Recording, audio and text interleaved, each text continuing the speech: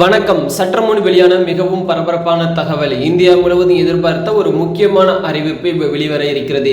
கடந்த 10 ஆண்டுகளாக மத்தியில் ஆட்சியில் இருந்து வரும் பாஜக தனது அறிக்கையில் ஒரு புதிய வாக்குறுதியும் இணைத்துள்ளது. அது மட்டும் இல்லாமல் 10 ஆண்டுகளாக இருந்த பாஜக மீண்டும் பார்த்தீங்கன்னா அடுத்த 5 ஆண்டுகளுக்கு ஆட்சி செய்ய இருக்கிறது.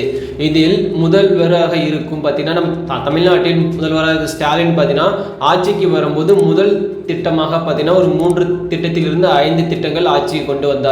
அதனைத் தொடர்ந்து பார்த்தீங்கன்னா பிரதமர் மோடி அவர்களின் முதல் கையெழுத்தாக எத்தனை திட்டங்கள் இந்தியா முழுவதும் வரவிருக்கு என்பதை இந்த ஒரு வீடியோல தெளிவாக பார்க்கலாம்.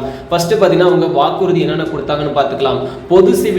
பொது சிவில் சட்டம் அமலாக்கம், ஒரே நாடு ஒரே தேர்தல், பொது வாக்காளர் பட்டியல், 5 ஆண்டுகளுக்கு இலவச ரேஷன், தண்ணீர், எரிவாயு இணைப்பு, மின் கட்டணம் ரத்து, திருவள்ளுவர் கலாச்சார மையம் உட்பட பல்வேறு வாக்குறுதிகளை தனது தேர்தல் அறிக்கை சேர்த்துள்ளது.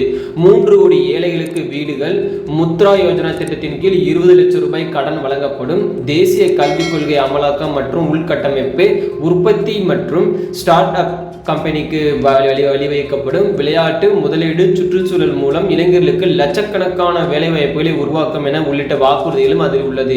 அதே போல 3 கோடி பெண்களுக்கு டிடிடி லட்சாதிபதி அக்கா திட்டத்தின் மூலம் பலன், உயர்கல்வி நிறுவனங்கள் இந்தியாவில் செம்மொழிகளை படிக்க ஏற்பாடு, திருநங்கைகளுக்கு ஆயுஷ்மான் யோஜனா திட்டத்தின் பலன்கள் உள்ளிட்டவை பாஜக தேர்தல் வாக்குறுதியில் இடம்பெற்றுள்ளது. இதில் எந்த திட்டங்கள் முதல் கையெழுத்தாக அறிவிக்கப்படும் என்று அனைவரின் மத்தியிலும் எதிர்பார்க்கப்படுகிறது.